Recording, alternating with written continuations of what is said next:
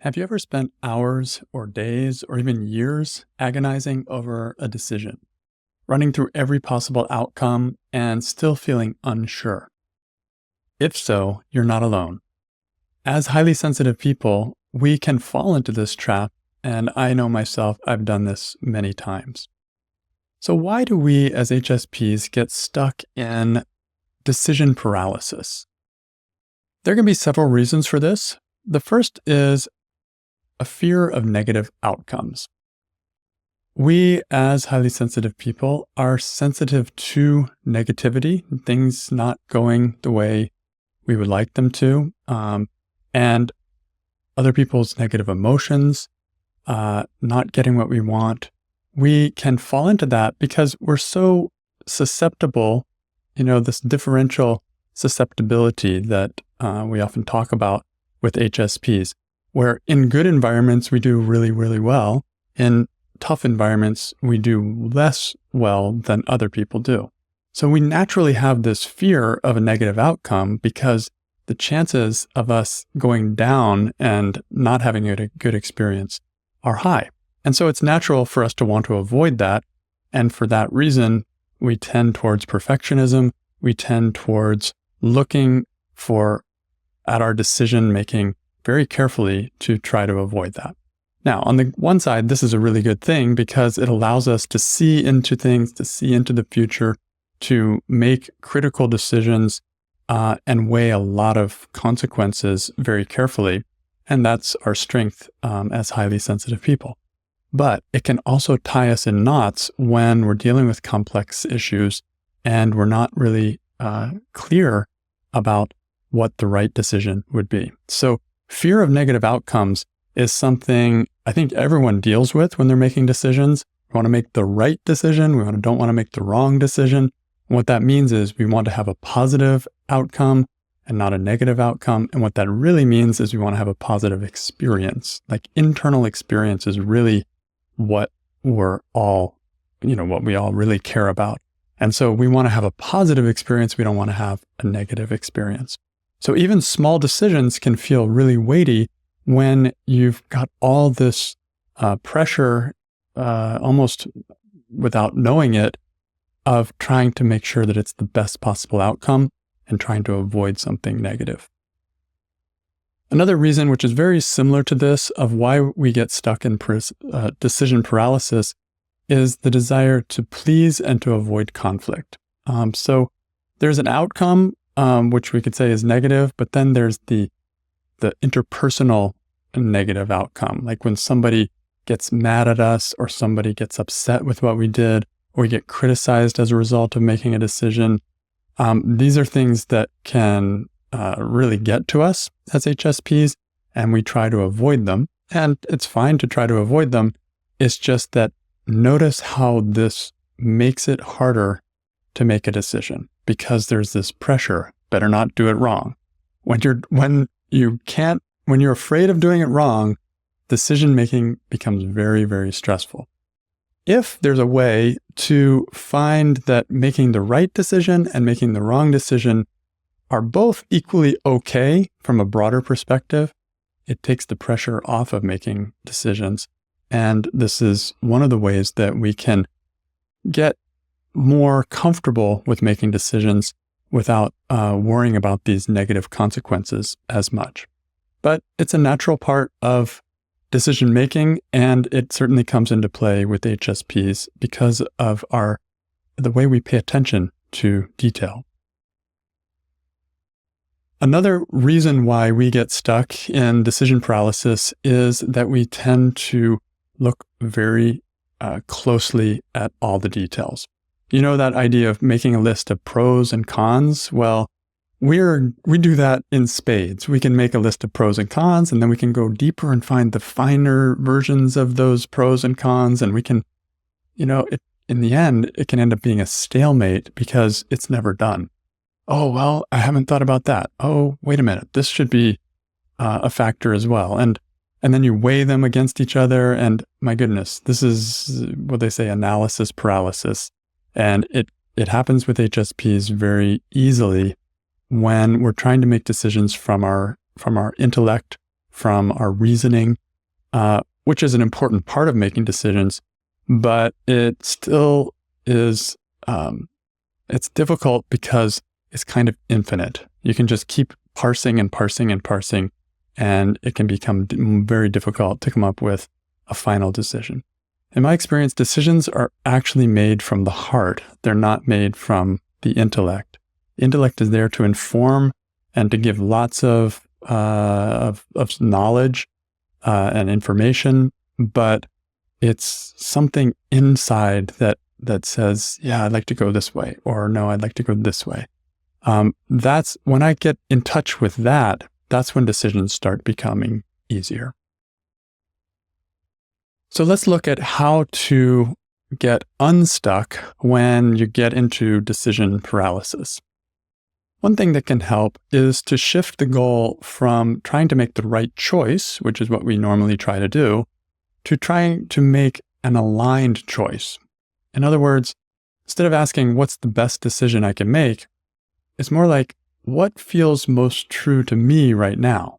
And this can honor where we're at, which is maybe not as far down the road as we may want to put ourselves, but it can honor our current values, our current level of energy, our current situations and circumstances, our current level of knowledge and understanding about something.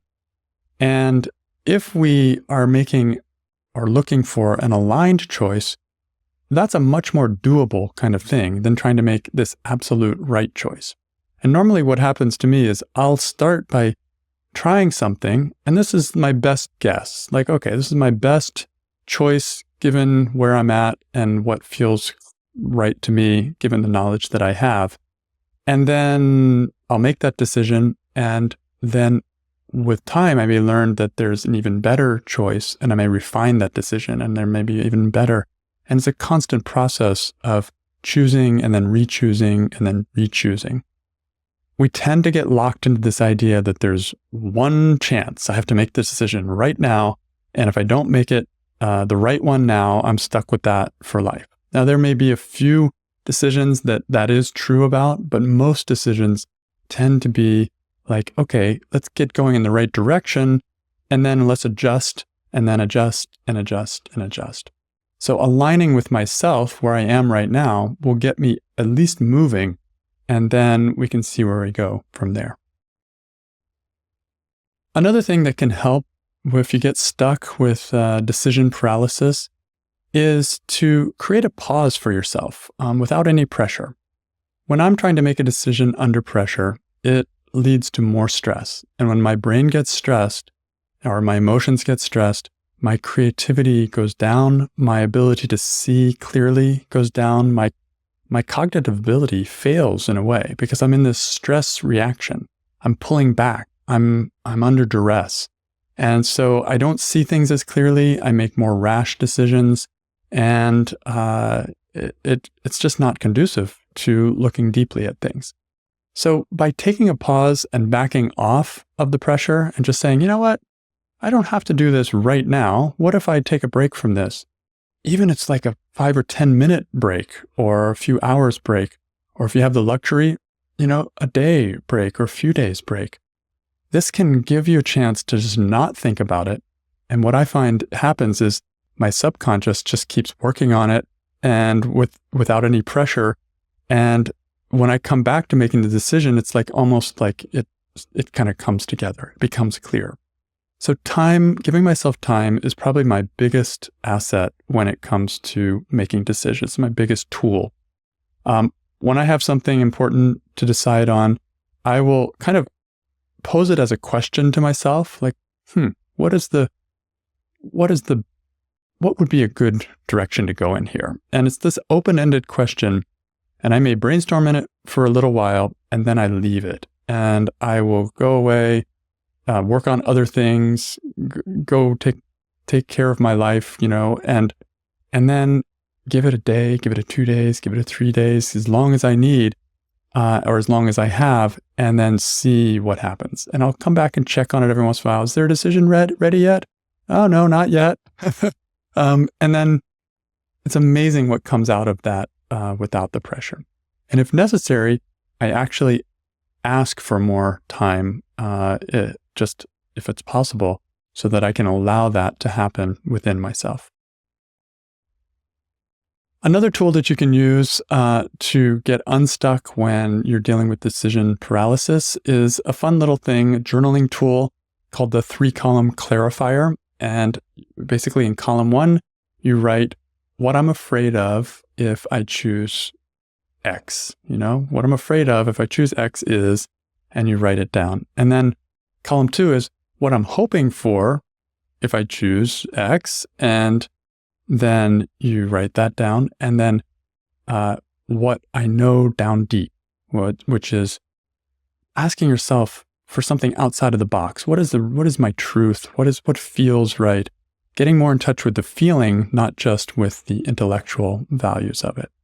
So it's something you can play with. You can use other variations of this, but the idea is to look at your fears, write them down, look at your desires, your hopes, write them down, and look at what you know down deep and write that down. And then get that all on the page instead of just this list of pros and cons.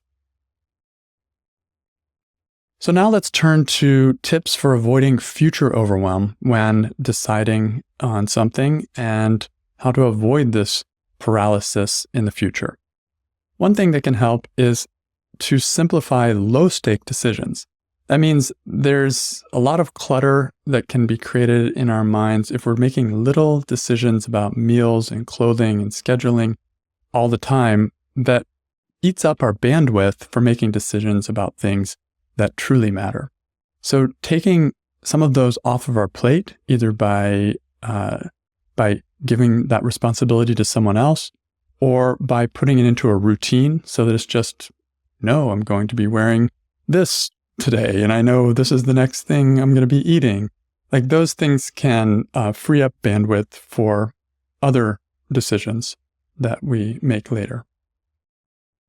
Another thing that can help to prevent decision paralysis is to create a kind of rule for yourself where it's like, I make decisions in a calm state only, and the big decisions. And so that means when I'm grounded, when I'm rested, when I'm in a calm state, not when I'm anxious or overstimulated. And this gives, again, us the chance to take more time with decision making and to give ourselves the chance to let things percolate and then have answers come up from deep within us rather than pushing ourselves to meet some exterior need or some time deadline that we put on ourselves. Another thing that can help with preventing paralysis is to limit your input from others about making a decision. We as HSPs resonate with other people, and we can end up getting really understanding other people's perspectives very easily, and it can sometimes blur our own perspectives. I mean, it's great to have one or two trusted people to consult with about something, but too much input can actually cause us to get overwhelmed, because now we're not only trying to decide, but we're also trying to balance the feelings of everybody that we are consulting with, and we're trying to look, there's 1,000 different things we're trying to balance. The decision is getting harder rather than easier. Ultimately, like I said, it's me getting in touch with my own heart is where the decision actually is made. And so if I can just close the doors a little bit and look inward, that is often where the clarity comes most predominantly from the inside. And then finally, one other thing that can help you prevent getting overwhelmed by making decisions is to try a temporary yes or a provisional no, and give yourself permission to test drive a decision with an option to change. So like, I'll try this for 2 weeks and then reassess. This takes a lot of pressure off, and it can make you feel like, okay, I'm just going to actually see instead of having to know in advance.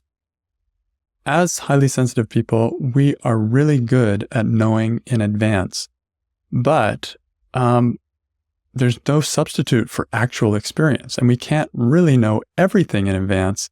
So having this little testing period can be a great way to not only make better decisions based on experience, based on data in a way, but it also takes this pressure off, and we can just try it and say, okay, well, we'll see.